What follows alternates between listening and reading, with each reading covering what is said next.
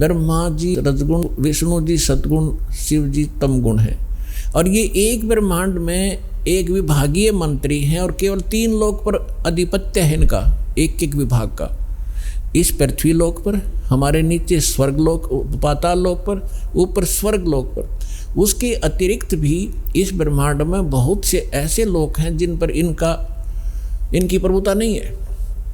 वहाँ उस ब्रह्म की अपना, यानी केंद्र शासित समझ लो, वो उस काल की अपनी अलग से प्रभुता।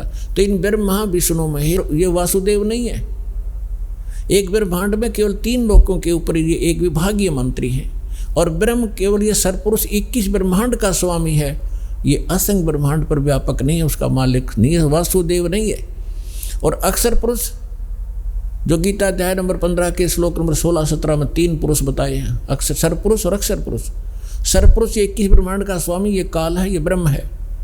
अक्षर पुरुष ये 7 शंख ब्रह्मांड, नील शंख, नील पद्म शंख, जिनको गणित की रीति से समझ लेना, 7 शंख ब्रह्मांड का मालिक है। लेकिन असंख्य ब्रह्मांड का ओवरऑल कंट्रोलर वासुदेव नहीं है। ओवरऑल कंट्रोलर वासुदेव है। परम अक्षर ब्रह्म, उत्तम पुरुषत्व अन्य परमात्मा इति उदाहरत है। यह लोक धर्म आविश्य विवर्ती अवैश्वर है। वो उत्तम पुरुष परम अक्षर ब्रह्म। गीता अध्याय नंबर 8 के श्लोक नंबर 1 में अर्जुन ने पूछा कि आपने जो 7वें अध्याय के 29वें श्लोक में कि तत्ब्रह्म की जानकारी दी है कि तत्ब्रह्म को जो व्यक्ति जरा और मरण से छूटने का प्रयत्न कर रहे हैं, जरा माने वृद्धावस्था के दुख से, मरण माने मृत्यु, जरा और मरण से छूटने का जो प्रयत्न करते हैं, ते ब्रह्म तत्विदु, वो उस तत्व ब्रह्म को जानते हैं और सारे अध्यात्म से परिचित हैं और सभी कर्मों से परिचित प्राणी ही।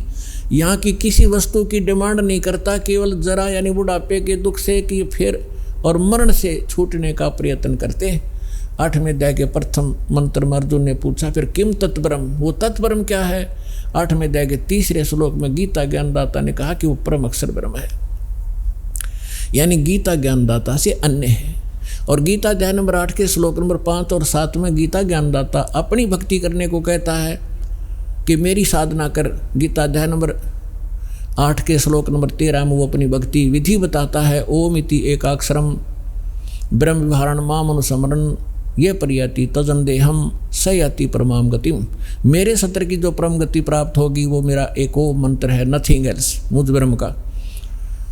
तो 8वें अध्याय के 5 और 7 में तो अपने विषय बताता है कि मेरी भक्ति कर मुझे प्राप्त होगा और युद्ध भी करना पड़ेगा, शांति नाम की चीज़ नहीं।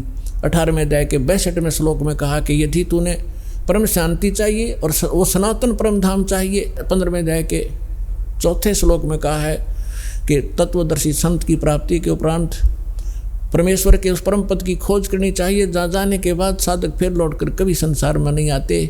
और जिस परमात्मा ने सब ब्रह्मांडों की रचना की है और उसी की भक्ति करो, अन्य की नहीं। उसकी प्राप्ति करनी है तो उस परमेश्वर की शरण में जाओ। गीता अध्याय नंबर 8 के श्लोक नंबर 7 में स्पष्ट कर दिया उसने कि मेरी भक्ति कर, मुझे प्राप्त होगा, लेकिन युद्ध करना पड़ेगा। युद्ध भी कर और मेरा सिमरण भी कर। तो युद्ध जहाँ है वहाँ शांति खाक है। वो युद्ध से तो कांप कर अर्जुन मना करे था कि मैं नहीं लड़ना चाहता, भीख मांग के खा लूँगा, हम राज भी त्याग देंगे, भिखारी बन जाएंगे, पर ये नाश नहीं करूँगा। इस काल ने जबरदस्ती डरा धमका के उल्टी सुल्टी बकवास गिड़ के और युद्ध करवा के छोड़ा। अब 8वें अध्याय के 8, 9, 10वां गीता ज्ञानदाता कहता है यदि तूने उस परम शांति की प्राप्त करनी है, उस परमात्मा के पास जाना है, तो उसकी 17वें अध्याय के 23वें श्लोक में बताया उसकी प्राप्ति का ओम तत्सत इति निर्देश है ब्रह्मण त्रिविद्या समर्थ है। उसके विषय में उसने स्वयं बता दिया कि मैं नहीं जानता, किसी तत्वदर्शी संत से पूछो। तो उसकी साधना करनी है तो वो मंत्र है। 8वें अध्याय के 8, 9, 10 में तीनों मंत्रों में उस परम अक्षर ब्रह्म के लिए बताया कि उसकी भक्ति करेगा तो उस परम अक्षर ब्रह्म को प्राप्त होगा, उस पूर्ण परमात्मा को प्राप्त होगा, जहाँ जाने के बाद साधक फिर लौटकर कभी संसार में नहीं आते।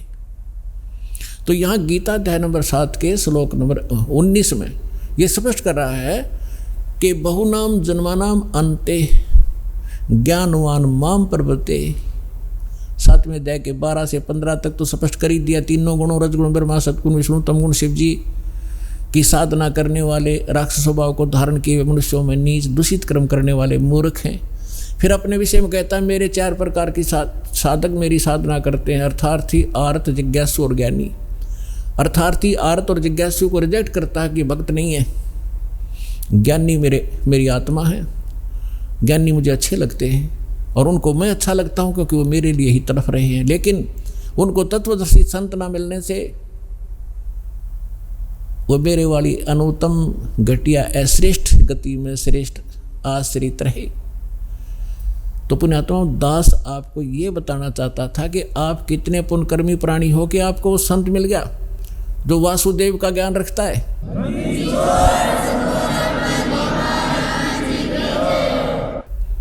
और आप कितने पुण्यकर्मी प्राणी हो ये आपको ज्ञान नहीं, इस दास को पता है।